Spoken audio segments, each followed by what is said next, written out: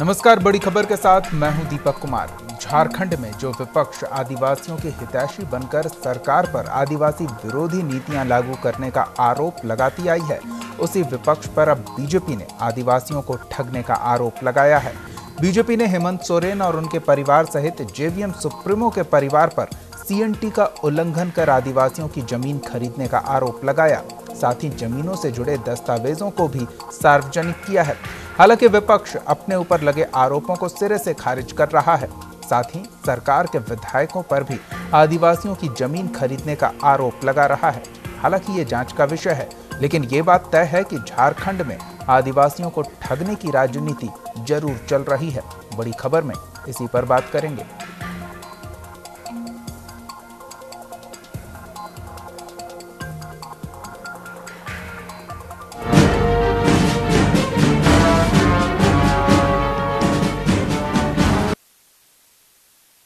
राजभवन से CNT SPT act संशोधन bill की वापसी के बाद विपक्ष ने इस बिल को दोबारा राजभवन नहीं भेजने को लेकर सरकार को चेतावनी दी है। वहीं सरकार अब विपक्ष के नेताओं और उनके परिवार के सीएनटी का उल्लंघन कर जमीन खरीदने का खुलासा करने में लग गई है। सत्ता पक्ष के इस आरोप पर जेएमएम और जेवीएम ने भी बीजेपी पर पलटवार किया है।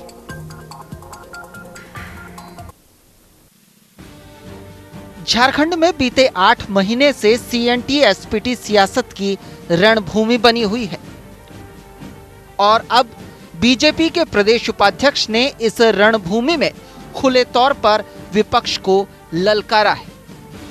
अब तक जो विपक्ष इस बिल को लेकर सरकार को घेरे हुए था, उसी विपक्ष पर आदित्य साहू ने आरोप लगाए हैं। साहू ने जेएमएम के कार्यकारी अध्यक्ष हेमंत सोरेन के परिवार पर सीएनटी एसपीटी एक्ट का उल्लंघन कर जमीन खरीदने का आरोप लगाया है। साथ ही जेवीएम सुप्रीमो बाबूलाल मरांडी के परिवार को भी कटघरे में खड़ा किया है और इनसे जुड़े दस्तावेजों को भी सार्वजनिक किया। वहीं सरकार के मंत्री सीपी सिंह ने कहा कि ये लोग आदिवासी समाज के हितैषी बनकर आदिवासियों की जमीन गलत तरीके से लूट रहे हैं, जिन पर जल्द ही कार्रवाई की जाएगी। इस जमीन का हस्तांतरण सीएनटी 1946 के तहत भूमि सुधार उप समाहर्ता धनबाद ने एमआर केस नंबर 114/6 के द्वारा बिक्री का अनुमति दिया था। यह पूरा मामला जांच का विषय है। बिना गहराई से जांच किए परमिशन दिया गया है। भाजपा मानती है कि श्री हेमंत सोरेन ने अपने प्रभाव का इसमें दुरुपयोग किया है। यह पूरा मामला धोखाधड़ी से जुड़ा है और सिर्फ जमीन हड़पने के लिए साजिश रची गई है। इसी तरह पूरी सीएनटी एसपीटी कानून का इनके द्वारा उल्लंघन हुआ है। भाजपा यह मांग करती है कि सौराय भवन के निर्माण का नक्शा नगर निगम में कैसे पारित किया। इस भवन के निर्माण के लिए यदि बैंक लोन दिखाया गया है, तो फिर आदिवासी जमीन पर बैंक लोन कैसे स्वीकृत हुआ। भाजपा इस पूरे विषय पर सरकार से जांच की मांग करती है। तो कह सकता हूँ कि झारखंड के अंदर चाहे कोई भी हो, यदि उसने खास करके बड़े लोग जिन्होंने सीएनटी के तहत जमीन खरीद में सीएनटी का उल्लंघन किया है, वैसे सारे लोगों पर कार्रवाई होनी चाहिए। बीजेपी के इन आरोपों से बौखलाई जेएमएम और जेवीएम ने आरोपों को सिरे से खारिज कर दिया और सरकार के विधायकों पर ही लांछन लगा दिया। वहीं कांग्रेस ने भी सरकार को निशाने पर लिया है। देखिए, कौड़ी का भाव से सीएनटी का उल्लंघन नहीं होता है। सीएनटी के जो क्लाउज हैं, जो धारा है, उसका उल्लंघन की बात ये लोग उसकी चर्चा कर रहे हैं। अगर वैसी बात है तो ये चर्चा मुझे लगता है 1.5-2 साल से चल रही है। अगर आपकी सरकार है, आपकी व्यवस्था है, तो आप इस कार्रवाई करिए ना। आपने तो एसआईटी गठन की भी बात की थी, उसका क्या फलाफल निकला, क्या उसका रिपोर्ट आया। देखिए, यहाँ स्पष्ट रूप से आपको बता दें, ये सीएनटी एसपीटी का संशोधन का जो मामला इतना तूल पकड़ा, इतना जनाक्रोश झेलना पड़ा, सरकार को वापस लौटने पर विवश होना पड़ा, उस खींच को मिटाने के लिए, उस विफलता को छुपाने के लिए डाइवर्ट करने का एक मुद्दा है। ये तो हो गई खिसियानी बुल्ली खंबा नोचे वाली बात। जब से राज्यपाल महामहिम राज्यपाल ने फाइल लौटाया है, अनाप शनाप बयानबाजी बीजेपी की तरफ से हो रही है। सरकार बीजेपी की है। एसआईटी गठन करके वो जांच करवा ले, किसी तरह की भी जांच के लिए हमारी पार्टी तैयार है। ठीक है, बाबूलाल मरांडी जी की बहन ने ज़मीन लिया, कानून के दायरे में आके लिया है। सरकार बीजेपी की है, एसआईटी गठित करके वो पता कर ले कि दूध का दूध पानी का पानी हो जाएगा। इस तरह का बेबुनियाद आरोप लगाने से कोई फायदा नहीं है। थाना क्षेत्र का तो उल्लंघन है ना, क्योंकि गिरिडीह की रहने वाली है स्थानीय। मैंने तो वही कहा कि कानून के दायरे में आके लिया है। जो भी है वो एसआईटी गठित करके पता कर लें कि ज़मीन उनकी बहन के नाम से है, क्या प्रोसीजर के तहत खरीदा गया है। खरीदी है, उन्होंने ज़मीन खरीदी है, ना कि लूटा है। कहा है कि अगर मैंने उल्लंघन किया है, सरकार के पास एविडेंस है, सरकार के पास मशीनरी है, उस पर कार्रवाई करें। कांग्रेस पार्टी का ये कहना है कि सीएनटी एक्ट का जिन्होंने भी उल्लंघन किया है और उन्हें मैंने जो उल्लंघन किया, कानून के जो प्रावधान है उस प्रावधान के तहत सरकार कार्रवाई करे। बहरहाल ऐसा नहीं है कि सीएनटी का उल्लंघन का मामला सरकार के संज्ञान में हाल ही में आया हो। कच्चा चिट्ठा तो तकरीबन 2 साल से सरकार के पास है। ऐसे में सवाल उठता है कि सरकार ने इन पर अभी तक कार्रवाई क्यों नहीं की। इससे ये बात तो साफ है कि दूध का धुला कोई भी नहीं और झारखंड में फिलहाल सीएनटी पर ठग की सियासत चल रही है। रांची से सुजीत कुमार की रिपोर्ट, न्यूज़ इंडिया। हमारे संवाददाता कमल कुमार हमारे साथ फोन लाइन पे जुड़े हुए हैं। कमल, काफी गंभीर मामला है और पहले भी इस तरह के आरोप हेमंत सोरेन और उनके परिवार पर लगते रहे हैं। अब एक बार फिर बीजेपी जैसे गड़े मुर्दे उखाड़ रही है, क्या मौका देखकर इन मुद्दों को हवा दी जा रही है? देखिए, बिल्कुल जिस तरह से पिछले कई दिनों से सीएनटी एसपीटी एक्ट संशोधन के मुद्दे को लेकर विपक्षी पार्टियां जिस तरह से सरकार की मंशा को लेकर इसको जो घेरने की जो कवायद कर रही थी और लगातार इसका विरोध कर रही थी, और उसके बाद कहीं ना कहीं राजभवन से जब इस बिल की वापसी हुई है तो सरकार बैकफुट पे है और सरकार ने अब एक नया दांव खेलते हुए जो तमाम बाबूलाल मरांडी की अगर बात करें या हेमंत सोरेन की बात करें, उनके परिवार के द्वारा बात करें, तो बीजेपी ने खुलासा किया है कि इन्होंने सीएनटी कानून का उल्लंघन करके रांची में और रांची के बाहर कई क्षेत्रों में, खासकर जो धनबाद का इलाका है गोविंदपुर में, वहां पर इन्होंने सीएनटी कानून का उल्लंघन करके जमीन खरीदा है। और बीजेपी लगातार इस पिछले 4 दिनों से इसकी दस्तावेज सामने ला रही है, इसका खुलासा कर रही है और अपने ही सरकार से इसको लेकर मांग कर रही है। लेकिन वहीं पर अगर बीजेपी की अगर बात करें, वहां पर नेताओं की अगर बात करें, तो ये थोड़ा सा ये बात जरूर सवाल उठता है इस पर लेकर कि ये किस तरह से अपने ही सरकार से मांग कर रही है, क्योंकि ये मामला आज का नहीं है, ये करीब वर्षों से मामला चले आ रहा है, सरकार के संज्ञान में है। तो ऐसी स्थिति में ये क्यों नहीं इसकी जांच की गई। और देखिए दीपक, सबसे बड़ा एक अहम सवाल ये है कि सीएनटी कानून का अगर उल्लंघन किया जाता है तो उसमें कहीं ना कहीं अधिकारियों के बिना मिली भगत के ये इस तरह का उल्लंघन नहीं हो सकता है। डीसी इसी के लिए अधिकृत होते हैं और उनके परमिशन से ही ये जो जमीन होती है उसकी रजिस्ट्री होती है और उसके बाद फिर एसआर कोर्ट में जाता है। तो कहीं ना कहीं जो यहाँ के अधिकारी हैं उनकी भी इसमें मिली भगत है। तो सवाल ये उठता है कि सरकार को ये जब सारी चीजें, तथ्यों की जब जानकारी थी तो सरकार ने ये उन पे कार्रवाई क्यों नहीं की। और उसके अलावा अगर विपक्ष की बात करें, जिन पर आरोप लग रहा है, जेएमए और जेवीएम की बात करें, तो उन्होंने साफ तौर पर कहा है कि सरकार उनकी है, सरकार इस मामले की जांच करा ले और जो मामला है खुद ब खुद सामने आ जाएगा। और उसके साथ ही विपक्ष ये भी आरोप लगा रहा है कि जो बीजेपी के कई आदिवासी जो विधायक हैं, मंत्री हैं, उन्होंने भी सीएनटी कानून का उल्लंघन करके रांची में संपत्ति अर्जित की है, आदिवासी जमीन की खरीद फरोख्त की है। तो कहीं ना कहीं सीएनटी का जो विरोध का जो मुद्दा था, अब वैसे तमाम नेताओं की तरफ सरकार टारगेट करने की कोशिश कर रही है ताकि इस तरह के जो विपक्ष का जो नेता है वो विरोध ना कर सके। जी दीपक। हमारे साथ जेवीएम के केंद्रीय महासचिव सरोज सिंह भी जुड़े हुए हैं। सरोज जी, स्वागत है आपका न्यूज़ इंडिया पर। धन्यवाद। सरोज जी, सीएनटी एसपीटी को लेकर विपक्ष किस कदर हमलावर हुआ और अब सरकार घिरती दिख रही है संशोधन प्रस्ताव वापस आ जाने के बाद, लेकिन अब बीजेपी नेता आरोप लगा रहे हैं विपक्षी सदस्यों पर, विपक्षी दल के नेताओं पर कि उन्होंने सीएनटी एसपीटी का ही उल्लंघन किया है और भारी मात्रा में आदिवासियों की जमीन हड़पी गई है। देखिए, इन सब बातों में कोई दम नहीं है, इसलिए कि अब बीजेपी जो है सीएनटी एसपीटी में संशोधन लाई, जन दबाव में, जनता के दबाव में संशोधन को वापस करना पड़ा, अपोजिशन के दबाव में उनको वापस लेना पड़ा।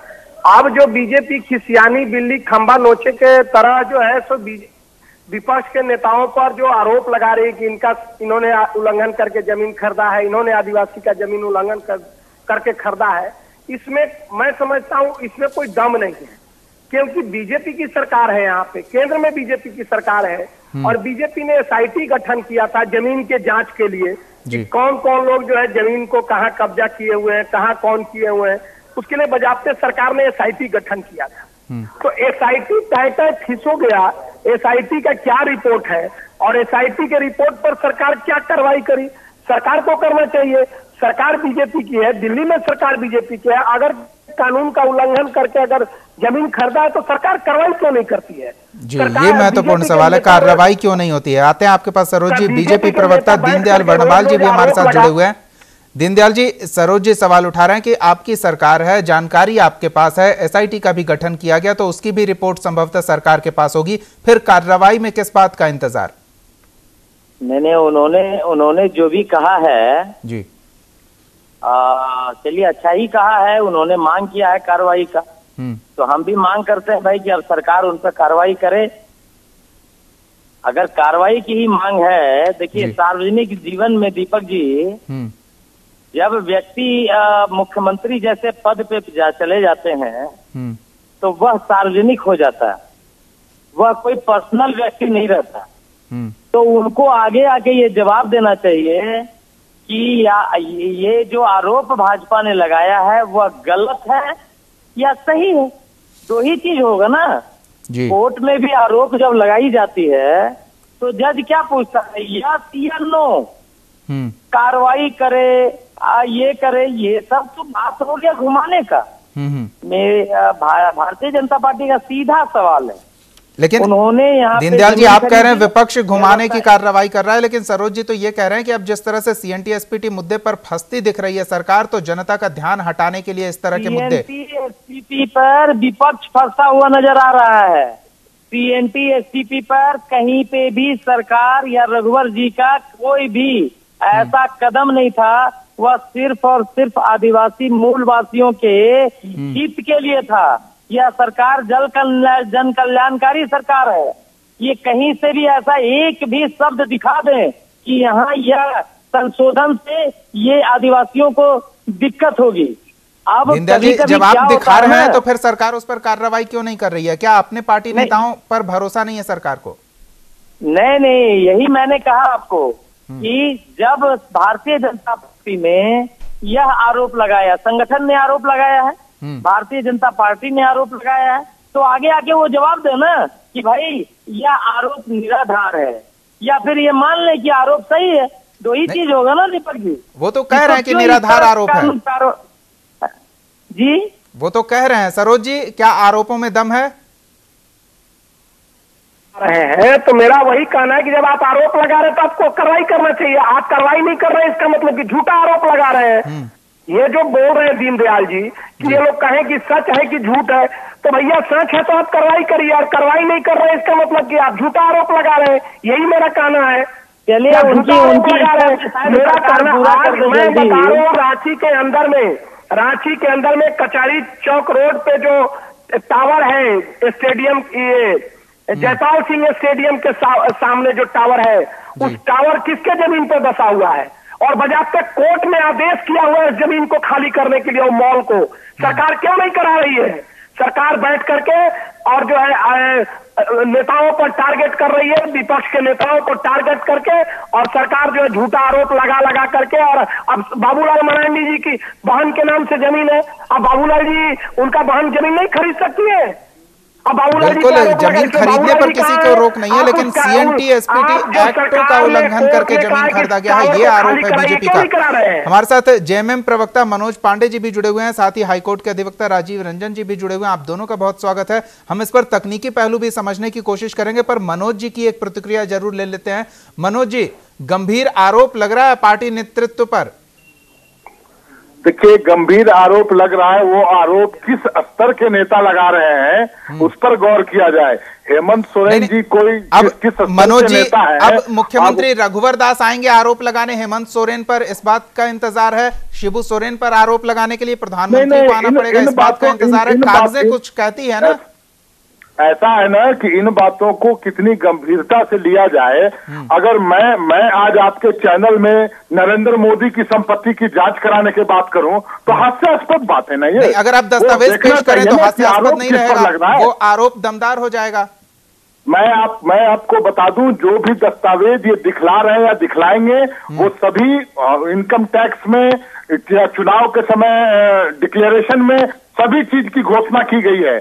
और ये अपना पता कर ले, पहले इनके मंत्रियों का घोषणा पत्र देख लिया जाए और इनकी संपत्ति की जांच करा ली जाए। मनोज जी, थोड़ी जनसेवा आप भी कर लीजिए, वो दस्तावेज सामने लाइए मीडिया के, देखा जाएगा कौन किसके पास है, कौन बड़ा इस मामले का खिलाड़ी है। बिल्कुल, थोड़ी तकनीकी पहलू इसकी समझ लेते हैं। राजीव जी, ये जो जमीन के दस्तावेज पेश किए जा रहे हैं, क्या इन्हें सीधे कोर्ट में पेश नहीं किया जा सकता है? क्योंकि सोरेन परिवार पर पहले से ही कई लोगों ने इस तरह के मामले कोर्ट में दाखिल करवा रखे हैं। देखिए, ऐसा है ना, हाँ जी, ये और किसी ने नहीं ये किया, हम ही ने किया था। हाँ, हम ही एडवोकेट हैं, राजीव कुमार मेरा नाम हुआ जी, ठीक है। दीवान इंद्रनील सिन्हा के नाम से जनहित याचिका दायर हुई थी हाईकोर्ट में। बिल्कुल बिल्कुल। हाँ, ये 500 पेज का है जी। सोरेन फैमिली के बहुत डॉक्यूमेंट्स उसमें लगे हुए हैं। ये बीजेपी वाले कोई नया थोड़ी ना दिखा रहे हैं। ये लोग क्या है कि उसी में से 4 पन्ना निकालते हैं और ले जाके आपका प्रेस कॉन्फ्रेंस करते हैं। ये कोई नया चीज नहीं है। एक बात बता दे आपको कि इनमें हिम्मत नहीं है कि इनके खिलाफ सीबीआई जांच रेफर कर दे। इसलिए क्योंकि यदि ये रेफर करेंगे तो बाकी इनके भी पार्टी के बहुत लोग जेल चले जाएंगे। राजीव जी, पुरानी जानकारी मैं जब पलट रहा था तो एक सूचना यह भी मिली थी कि जिस व्यक्ति ने आरोप लगाए थे, सुप्रीम कोर्ट में उस मामले की सुनवाई चल रही थी और जो पक्ष है उसी पर जुर्माना लगाया गया था। मतलब दस्तावेज गड़बड़ थे और बेवजह मानहानि की कोशिश हो रही थी। नहीं, हम बता रहे हैं। वो देखिए, ये क्या है कि हम लोगों ने जो जनहित याचिका दायर की तो माननीय न्यायालय ने कहा कि सफिशिएंट डॉक्यूमेंट नहीं है, दस्तावेज पूरा नहीं है, उसका लेकर के ये पीआईएल नहीं है, इसके लिए 50,000 हमारे ऊपर कॉस्ट हुआ जी।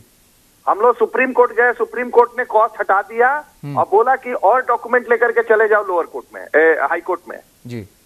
तो हम लोगों ने पुनः हाई कोर्ट में फाइल कर दिया और हम लोगों ने जब सीबीआई को दिया तो सीबीआई ने प्रिलिमिनरी इंक्वायरी करके सोरेन फैमिली के खिलाफ ये बोला कि प्राइमा फेसाई केस बनता है इनके विरुद्ध में, लेकिन ये स्टेट गवर्नमेंट के पब्लिक सर्वेंट है, इसलिए हम लोग डायरेक्ट जब तक हेलो जी जी सुन रहे हैं राजीव जी, जब तक ये मामला हमको रेफर नहीं होता हम डायरेक्ट स्टेट गवर्नमेंट का इन्वेस्टिगेशन नहीं कर सकते। तो उस समय जो है वहां का सीबीआई का वो चीफ वो रंजीत सिन्हा था। बिल्कुल, अब थोड़ी बात स्पष्ट हो रही है। राजीव जी, एक चीज और स्पष्ट चाहूंगा कि आप उस बाबत जानकारी दे दें। जमीन खरीदना गलत नहीं है, क्या ये सीएनटी एसपीटी एक्ट का उल्लंघन करके खरीदा गया, इस वजह से मामला कोर्ट तक पहुंचा है आपकी ओर से? नहीं नहीं नहीं नहीं नहीं नहीं, ये इतना छोटा आप मामला मत समझिए। सीएनटी का वायलेशन एक छोटा मामला है जिसको एनओसे का भी किया था और जिसमें काफी ऑफिसर को के खिलाफ कार्रवाई हुई थी मधुकोड़ा स्कैम में जी। ये जो मामला है ये सीएनटी का वायलेशन नहीं है, ये डिस्प्रोपोर्शनेट एसेट का मामला है। और सीएनटी का तो आप हर एक पत्थर फेंकिएगा झारखंड में तो वो सभी हर एक दूसरा आदमी सीएनटी का वायलेशन करके बैठा हुआ है। हम लोगों ने एक जनहित याचिका दायर की थी सुनील उरांव के नाम से, उसमें यहाँ ने हाईकोर्ट ने आदेश दिया कि इसमें क्रिमिनल केसेस रजिस्टर करो विजिलेंस को। अभी तक क्रिमिनल केसेस रजिस्टर नहीं हुआ विजिलेंस के द्वारा और हमने कम से कम यहाँ एसएआर कोर्ट का 400-500 जो है कम से कम रिकॉर्ड दिया है कि कैसे फर्जी हुआ है जी। राजीव जी, आप इतने बड़े थोड़ी देर हमारे साथ बने रहें, तमाम दलों के प्रतिनिधि हमारे साथ जुड़े हुए हैं। अब ऐसे में महत्वपूर्ण सवाल ये उठता है दीनदयाल जी कि क्या सभी एक ही थाली के चट्टे बट्टे हैं? सभी पर इस तरह के कोई ना कोई दलों में सदस्य ऐसे जरूर होंगे, लेकिन कार्रवाई क्यों नहीं हो रही है? बस मौका तलाश कर आरोप प्रत्यारोप क्यों? नहीं, मैंने तो यही कहा और आपको शायद पूरा जवाब राजीव जी ने दे दिया है कि क्या हुआ था। अब इसको दोहराने से मेरे ख्याल से समय आपका टीवी का जाया होगा। कार्रवाई क्यों, बस ये महत्वपूर्ण है। और बस मैंने यही कहा कि कार्रवाई के लिए ये दोनों दल के लोग चाह रहे हैं कि भाई इन तक कार्रवाई क्यों नहीं हो रही है, और इनके मुंह की बात शायद लग जाए और इस बार सरकार दृढ़ निश्चय है कि कार्रवाई करेगी। मधु कोड़ा से बड़ा नाम उभर कर सामने आएगा सोरेन परिवार का। देखिए, लगता तो है उनकी राजीव जी की बातों से तो ऐसा ही लगता है। वो तो उन्होंने तो साफ स्वीकार किया कि यह सीएनटी का मामला तो बहुत छोटा होता है, बहुत बड़ा मामला है। अब आप समझ सकते हैं कि कितना बड़ा मामला हो सकता है। और चूंकि दोनों मित्र जो हमारे सामने आपके सामने बैठे हुए, इन्होंने भी मांग किया कि हम पे कार्रवाई हो, हम पे कार्रवाई हो। ये इस भरोसे पर मांग कर रहे हैं क्योंकि इनका आरोप है कि बीजेपी अब साजिशन सीएनटी एसपीटी पर जो विपक्षी एकजुटता दिख रही है, बीजेपी साजिशन वो एकजुटता तोड़ने की कोशिश कर रही है। मनोज जी, अगर वाकई दस्तावेजों में दम है तो कार्रवाई होनी चाहिए, नहीं तो फिर स्थिति भी स्पष्ट होनी चाहिए। जेएमएम की ओर से स्थिति क्यों नहीं स्पष्ट की जा रही है कि विपक्ष को बदनाम करने की साजिश कर रहा है सत्ता पक्ष? स्पष्ट कीजिएगा इसमें। हम लोग तो शुरू से बोल रहे हैं, 2.5 साल हो गए ये बात सुनते सुनते और इन लोग को बोलते बोलते, और कार्रवाई की जो बात हो रही है, तो मैं जानना चाहूंगा बीजेपी प्रवक्ता से कि जो यहाँ विमला प्रधान जी का जो सीएनटी एक्ट का उल्लंघन करके बर्दवान कंपाउंड में आवास है, माननीय विधानसभा अध्यक्ष जी का काके रोड में निजी आवास है, वो भी सीएनटी एक्ट का उल्लंघन करके बनाया गया है। वो तो उल्लंघन का स्पष्ट मामला बनता है। तो क्या कार्रवाई अपने दल के नेताओं पर भी होगा, ये जानना चाहता हूं मैं उनसे। बिल्कुल जानेंगे उनसे। सरोज जी, क्या कहेंगे, क्या वाकई विपक्ष इसे साजिश समझ रहा है या फिर बीजेपी वाकई विपक्ष को कोई मुंहतोड़ जवाब दे रही है और अब सीएनटी एसपीटी पर जो गतिरोध था, सरकार को जो रुकावटों का सामना करना पड़ रहा था, आने वाले वक्त में नहीं करना पड़ेगा और इसकी वजह केवल सियासी होगी, सामाजिक नहीं? देखिए, अभी मनोज जी ने सारी बात को फिर कहा जी कि इनके विमला प्रधान, इनके विधानसभा के अध्यक्ष, सारे लोग पर सीएनटी का उल्लंघन का मामला है। अब ये रोज कह रहे हैं, हम तो पहले दिन से कह रहे हैं कि एसआईटी का गठन हुआ था, एसआईटी कार्रवाई क्यों नहीं कर रही है? सरकार इनकी है, दिल्ली में सरकार इनकी है। अब ये डर रहे हैं कि कार्रवाई करना पड़ेगा तो इन पर भी करना पड़ेगा। अब ये लोग केवल बयानबाजी कर रहे हैं। रांची का पंचवटी प्लाजा पर कोर्ट ने आदेश दिया हुआ है, इसको खाली कराइए। सीएनटी ट्राइबल जमीन पर है, वो किसका है? सरकार क्यों नहीं खाली करा रही है? ये लोग बैठ करके, ये भाजपा के लोग जो है ध्यान भटकाने के लिए और ये मैसेज देना चाहते हैं ये लोग कि सीएनटी एसपीटी पर जो इन लोगों ने पाप किया है उसका अब ये लोग सफाई देने में लगे हुए हैं कि हम हेमंत सोरेन ने किया है तो बाबूलाल जी के पत्थर वो मारे जिसने पाप न किया हो, जो पापी न हो। ये कहना चाहते हैं कि हमाम में सभी नंगे, यही साबित करना चाहते हैं ये लोग, प्रोपगंडा फैला करके और उस विषय को दबाना चाहते हैं। मैं तो आज भी कह रहा हूं ना, उनसे पूछिए बीजेपी के प्रवक्ता से कि पंचवटी प्लाजा पर कार्रवाई होगा, जिसकी जमीन है उसकी वापस होगी। रांची रोड के अंदर में कई जमीनें हैं जिस पर कब्जा करके लोग बैठे हुए हैं। और इस सवाल का हम तकनीकी जानकार से जवाब जानना चाहेंगे। सर जी, आते हैं आपके पास। राजीव जी, ऐसे में एक रोचक सवाल मेरे मन में आ रहा है, क्या ये जो सीएनटी एसपीटी में संशोधन प्रस्तावित थे, उसके बाद ये जो तमाम डील हुए थे सीएनटी एसपीटी का, जिनका उल्लंघन हुआ था जिन डील्स में, वो डील्स अवैध की जगह वैध हो जाएंगे आने वाले वक्त में, क्योंकि लैंड का नेचर चेंज होने की? नहीं, उससे कुछ नहीं होगा। ये संशोधन अलग चीज है और पहले का जो भी गलती या सही हुआ है वो अलग चीज है। वो तो आपने गलत किया है तो वो तो आपका एग्जिस्टिंग लॉज के हिसाब से वो चलेगा। हाँ, वो कानून के हिसाब से चलेगा। लेकिन अब जो होगा उसमें संशोधन होगा तो अब जितना ट्रांजैक्शन होगा वो अलग चलेगा। तो इसलिए पहले वाले जितने भी ट्रांजैक्शन हो चुके हैं आज के पहले, वो पुराने हिसाब से चलेंगे, उसमें कोई इफेक्ट नहीं होगा। बिल्कुल। तो दीनदयाल जी, क्यों इतना पेचीदा हो चुका है ये झारखंड में ये मुद्दा, और जब हमाम में सभी नंगे हैं तो फिर उजाला कौन फैलाएगा? दीपक जी, एकदम साफ सुथरा बात है जी। अगर मान लिया भारतीय जनता पार्टी ने आरोप लगाया है तो दस्तावेज के साथ आरोप लगाया है, और पहले आरोप का जवाब देना चाहिए, फिर उनको आरोप लगाना चाहिए। ऐसा नहीं है कि आरोप पे प्रत्यारोप, आपकी पार्टी के नहीं नेता है। दस्तावेज पेश कर रहे हैं तो कल सरोज जी भी कुछ दस्तावेज लेकर प्रेस कॉन्फ्रेंस करेंगे, मेरा दूसरे दिन वो मुद्दा मनोज जी भी नहीं कुछ है। दस्तावेज लेकर प्रेस कॉन्फ्रेंस नहीं करेंगे। नहीं दीपक जी, भारतीय जनता पार्टी ने अगर कोई सवाल उठाया है तो लोकतंत्र में पहले आपको जवाब देना है, उसके बाद आपको अगर लगता है तो आरोप लगा सकते हैं अगर है तो, लेकिन जो है ही नहीं। अगर मैं 3 दिन से भारतीय जनता पार्टी ला रही है ये मुद्दा को, अगर उनके पास एक भी मुद्दा होता तो लाते नहीं। ये तो एकदम हास्यास्पद है। आप कह रहे हैं 3 दिन से बीजेपी ये मुद्दा ला रही है, सरोज जी कबूल कर रहे हैं 2.5 साल से, और मनोज जी कह रहे हैं कि 5 साल से परेशान किया जा रहा है पार्टी नेताओं को। आप 3 दिन की बात कर रहे हैं, जब इतने लंबे समय हम से तो आपको इतना ही कहते हैं कि आरोप का जवाब सीधा दे देना। नहीं, आप जिन पे आरोप लगाए वो जवाब देना। सरकार जांच आरोप के लिए रेकमेंड क्यों नहीं करती है? ये देखिए सरकार का काम है, उसके आधार पर कार्रवाई के लिए रिकमेंडेशन। नहीं, ये सरकार का काम है। और जैसे ही दोनों प्रवक्ता का मैंने सुना, हम लोग भी अपील कर रहे हैं सरकार से कि भाई जब सबकी मंशा है कि जांच हो तो कृपया जांच किया जाए।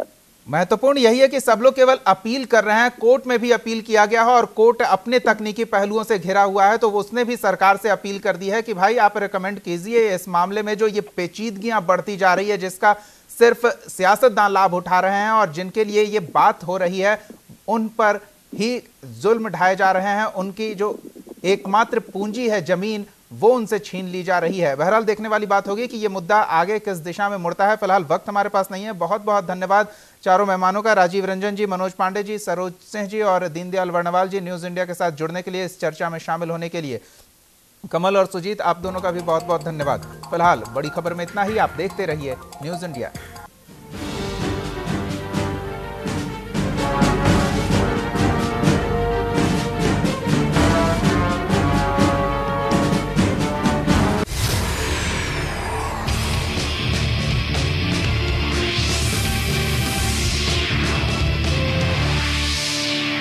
आप हमारे चैनल को YouTube पर सब्सक्राइब कर सकते हैं न्यूज इंडिया निम्स पर। इसके अलावा आप ट्विटर पर भी हमें न्यूज इंडिया 17 पर फॉलो कर सकते हैं। फेसबुक पर आप newsindia.nimsUnai पर हमें लाइक कर सकते हैं।